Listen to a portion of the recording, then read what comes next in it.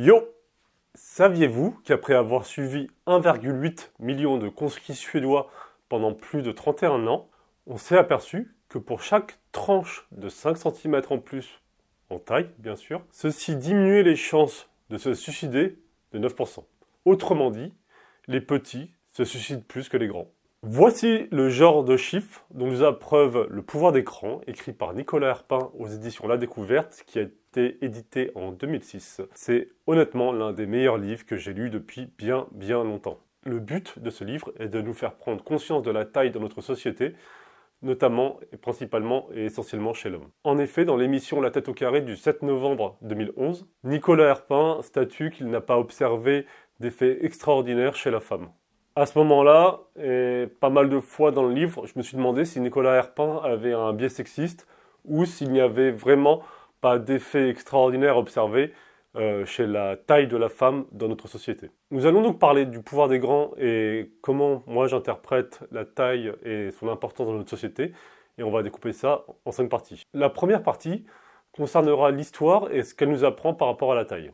La seconde partie abordera l'influence de la taille sur le monde du travail et sur nos finances personnelles. La troisième partie, elle, se concentrera sur l'influence de la taille par rapport aux relations sexuelles et amoureuses. La quatrième partie abordera les perceptions autour de la taille, tandis que la cinquième partie sera la conclusion, et plus principalement mes conclusions personnelles et mes réflexions personnelles sur ce sujet. Déjà, le premier truc à savoir, c'est que selon Nicolas Herpin, la taille, c'est pas un trait ethnique, génétique, c'est un capital humain, c'est un potentiel. En fait, il explique que mieux les individus sont nourris, plus ils sont grands. Et il revient sur l'histoire pour ça. Donc en fait, il explique que dans la seconde partie du XVIIIe siècle, la France et l'Angleterre avaient des terres moins fertiles que les États-Unis. Pour être plus exact, la France avait des terres moins fertiles que l'Angleterre également. En plus de cela, les colons des États-Unis étaient surtout situés sur les côtes et du coup, ils avaient accès au poisson qui est fortement protéique et fortement calorique. On rajoute à cela que la France distribuait moins bien ses richesses que l'Angleterre et on obtient le résultat suivant.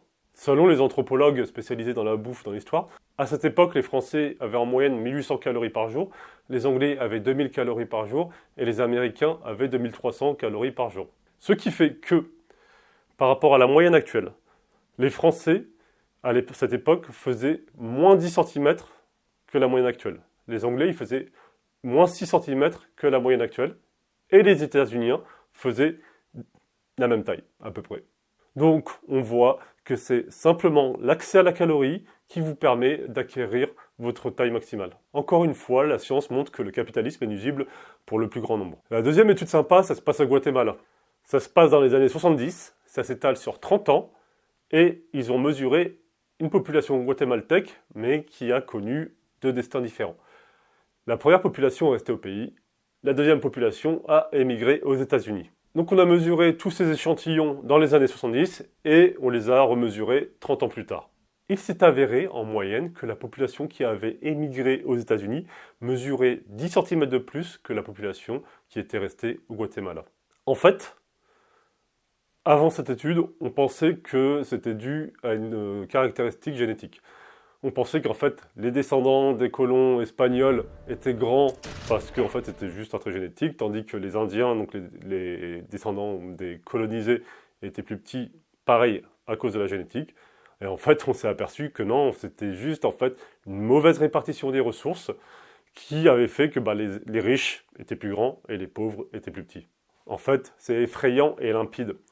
Si vous passez vos années de croissance à lutter contre la faim, le froid, la maladie, vous allez dépenser vos calories durement gagnées dans ces batailles et du coup, vous n'allez pas atteindre votre taille maximum. Donc, en gros, les pays inégalitaires produisent des hommes plus petits. À noter que c'est même se tirer une balle dans le pied parce que les hommes plus petits seront moins productifs. C'est ce qu'on va voir dans la deuxième partie. Et à savoir en fait que ils se sont aperçus qu'un système de répartition juste fait plus grandir les pauvres qu'elle ne fait rapetissir les riches. En fait, on arrive juste sur une égalité, mais la population globale grandit. Donc l'auteur nous explique qu'avant l'avènement du secteur tertiaire, les grands étaient favorisés. En fait, vu qu'en moyenne, plus un homme est grand, plus il est fort, ils étaient fortement favorisés et sélectionnés en premier pour les tâches manuelles. Mais le truc dingue, c'est qu'on s'aperçoit, même aujourd'hui dans une société occidentale fortement tertiarisée, que les grands sont encore plus productifs que les petits et que les grands sont jugés meilleurs dans les fonctions d'encadrement, donc de management. Donc c'est assez fou, c'est-à-dire qu'il y a un héritage transmis de l'ère des tâches manuelles de manière massive qui est arrivé jusqu'à nous. Les grands ont gardé une position avantageuse dans le monde du travail. Aussi, tout à l'heure, on avait parlé de la faim, du froid, de la maladie qui faisait baisser votre potentiel de taille, mais il y a aussi le travail pénible. On s'est aperçu que les pauvres, alors qu'ils ont plus de chances de subir ces 3 facteurs, ils ont plus de chances de faire également du travail pénible qui diminue aussi votre potentiel de taille. En effet, le travail pénible, les pauvres, ils ont plus de chances de travailler tôt. Vu qu'ils travaillent tôt, on va pas les mettre dans des métiers à bac+5, donc on va les mettre dans des métiers pénibles. Ces métiers pénibles, ils vont impacter la croissance et du coup, c'est un cercle vicieux horrible où les pauvres vont être plus petits en moyenne.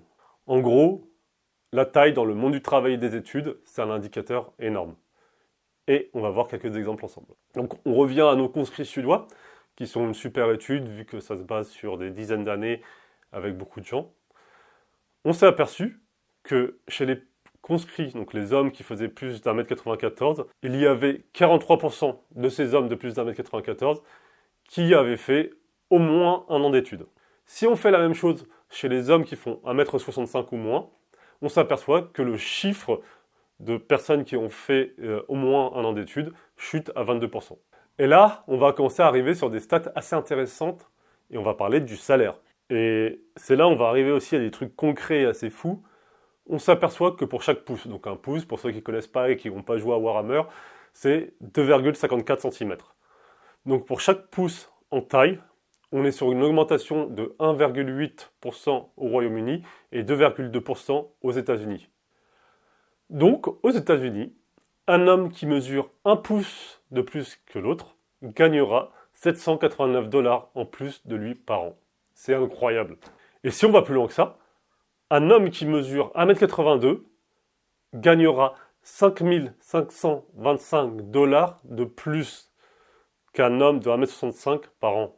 C'est fou. Vous imaginez les doses que ça met, quoi? Et du coup, c'est ce que Nicolas Harpin appelle la prime à la taille. C'est cette différence financière octroyée par la taille. Donc en fait, c'est assez effrayant de voir que la taille, c'est un objet de discrimination aussi important. Mais c'est aussi chelou parce que c'est assez illogique et contre-intuitif. On se dit, en fait, si la taille permet d'être plus fort dans certaines missions, on devrait plutôt mettre les grands ici et distribuer et dispatcher les gens selon leur taille et leur capacité, quoi. Mais ça marche pas du tout comme ça. Maintenant que nous avons vu comment la taille influence les rapports financiers et puis les rapports au travail, on va voir comment elle influe le monde sexuel et amoureux. Et du coup, ce qui est intéressant, c'est là où on va voir quelles sont les origines de la discrimination à la taille. Et du coup, en fait, Nicolas Harpin, il trace cette origine de la discrimination à la taille à l'adolescence. En effet, il s'est aperçu que ce qui comptait à chaque fois donc dans les discriminations que nous avons vues d'un point de vue salarial ou sur les chances de se suicider, c'est pas la taille de l'adulte, quand il est adulte, mais c'est la taille qu'il faisait à l'adolescence. En effet, tout est lié à la confiance en soi que l'on développe pendant l'adolescence. En effet, durant l'enfance et l'adolescence, les plus petits se font brutaliser 2 fois plus que les autres. Et en effet, ça a un effet horrible sur leur confiance en soi qu'ils font comme neige au soleil et ça se répercute sur tout le reste de leur vie. Donc en fait, les adolescents plus petits sortent plus tard dans leur vie avec des filles. En effet, les adolescentes recherchent des partenaires plus grands et plus âgés car plus matures. Chez l'homme adulte, ça se vérifie. Donc par exemple, chez les hommes de 30 à 39 ans, ils sont 74% à être en couple lorsqu'ils font plus d'1m80 et ils ne sont que 60% à être en couple quand ils font moins d'1m70. Et en fait, toute cette déception amoureuse durant l'adolescence et cette frustration sexuelle peut-être, je sais pas, elle va avoir un impact sur les petits. Du coup, ça va diminuer leur confiance en eux. Vu qu'ils ont moins confiance en eux, ils vont moins s'engager dans des études. Ils vont être moins capables de négocier leur salaire à la hausse. Et du coup, ça va avoir cet impact tout au long de leur vie. Et en fait, cette confiance, elle va même avoir un impact sur la prise de risque. Ainsi, dans le privé, on s'est aperçu que les plus grands sont plus privilégiés pour les promotions que les plus petits. Dans le public, au contraire, vu que ça se base beaucoup sur des concours, les postes de direction sont plus correctement répartis. Mais dans le privé, c'est impitoyable. Et aussi, il y a un autre secteur public qui est assez impitoyable par rapport à la taille sur les postes de direction. Vous devinez ce que c'est?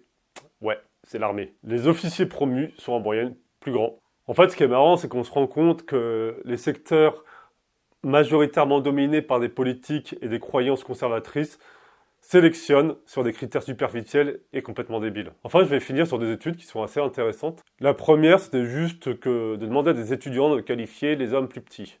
Et les hommes plus petits, ils étaient jugés comme étant plus passifs, plus timides, plus immatures, plus inhibés, moins ouverts, moins capables, moins confiants et moins masculins. Et les plus petits avaient également cette croyance sur eux-mêmes. La deuxième étude, on a présenté des hommes à un groupe d'étudiants et on les a présentés respectivement comme étant un étudiant, comme étant un assistant d'un professeur ou comme étant un professeur. Et du coup, après avoir présenté ces hommes aux étudiants, on leur demandait d'estimer la taille de l'homme en question. Et c'était assez fou.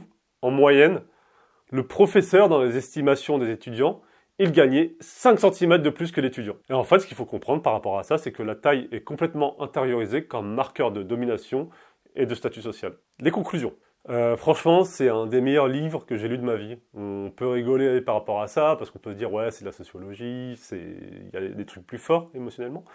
Mais en fait, j'ai trouvé ça trop bien déjà, à quel point Nicolas Arpin nous illumine les impacts de la taille dans nos vies.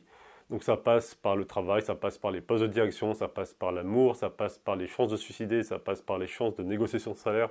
Bref, ça tape partout. En fait, ce qui est fou, c'est que ça éclaire des aspects qui sont quotidiennement sous nos yeux. Ensuite, je trouve ça incroyable de voir à quel point ça crée des disparités extrêmement fortes entre les hommes plus petits et les hommes plus grands.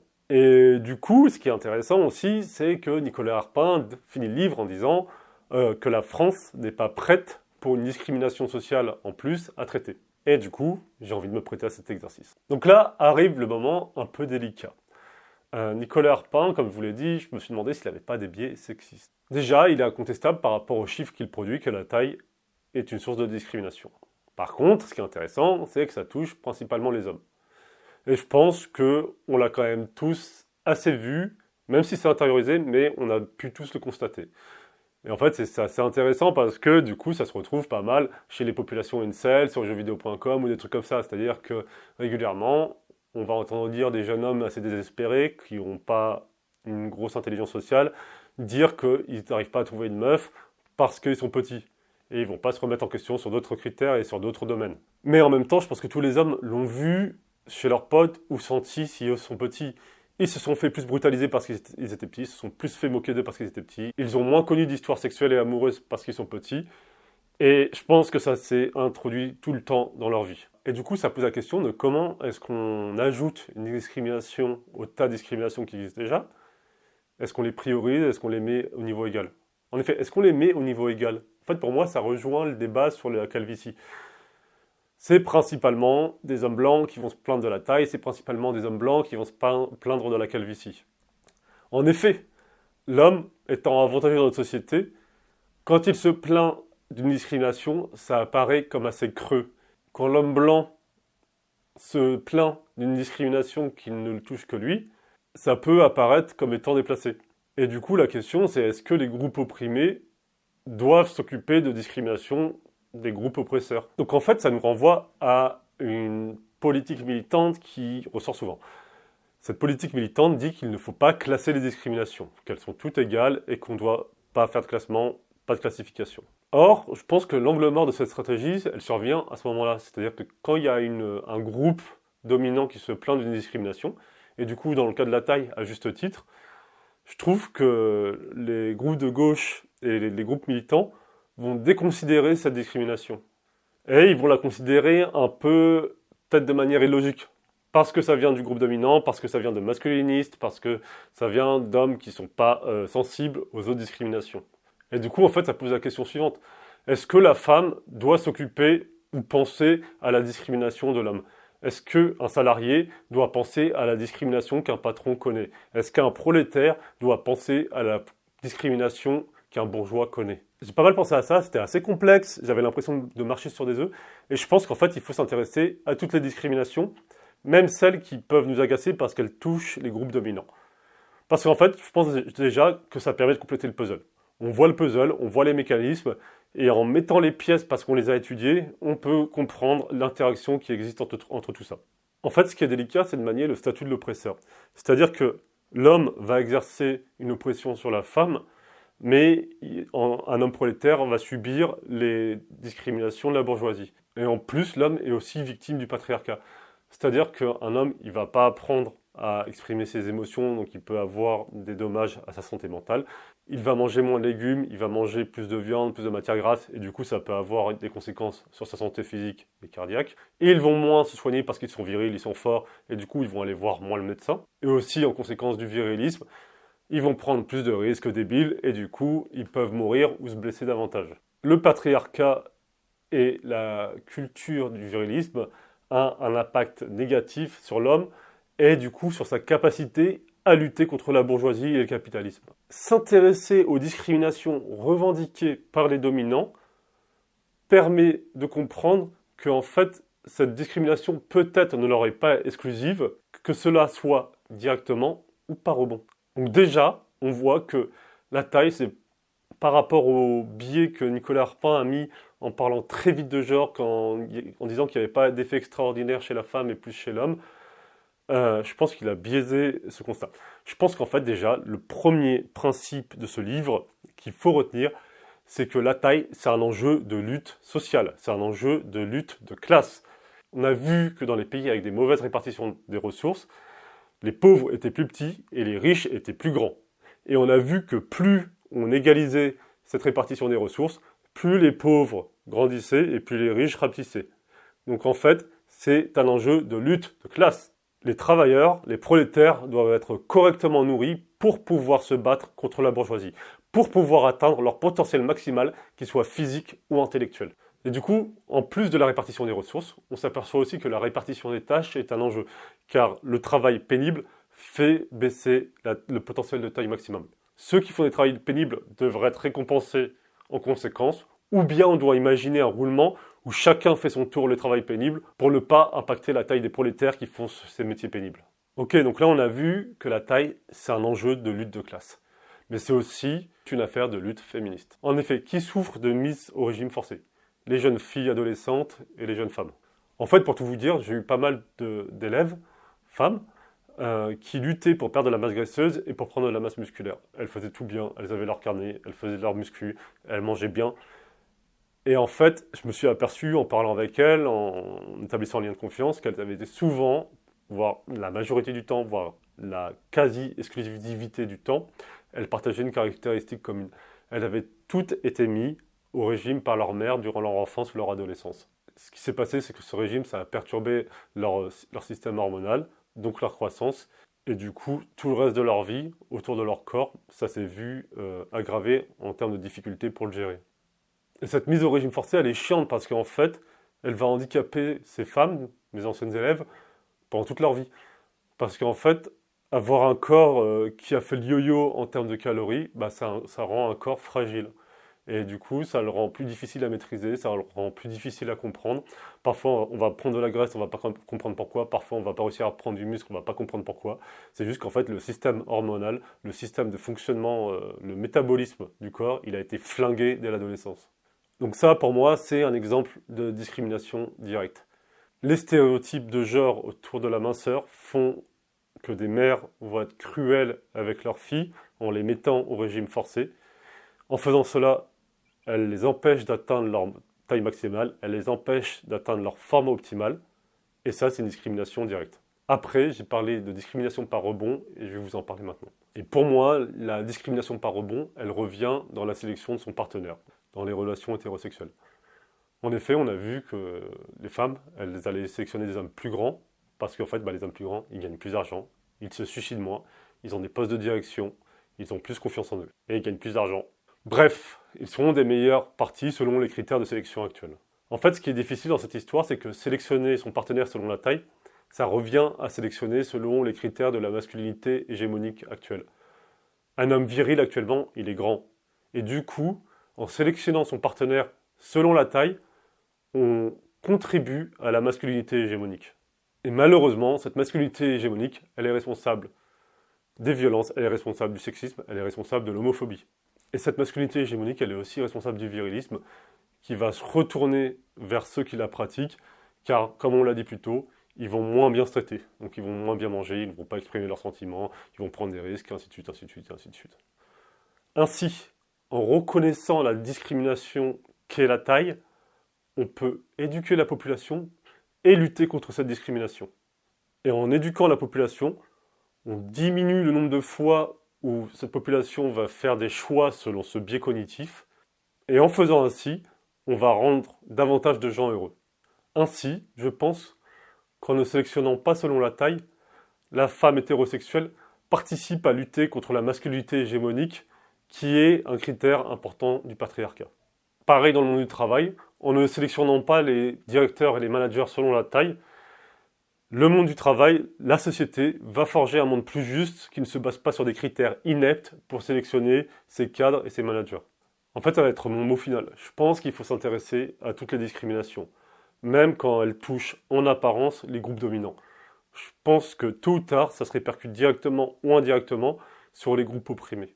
Deuxièmement, c'est un peu plus bisounours, mais je pense que si on empêche le groupe dominant de comprendre la souffrance qu'il connaît via cette discrimination, cette souffrance peut l'empêcher d'accéder à une intelligence émotionnelle, peut l'empêcher d'accéder à une empathie, et du coup, à des chances de rendre le monde plus juste, plus égal, et plus heureux pour tout le monde.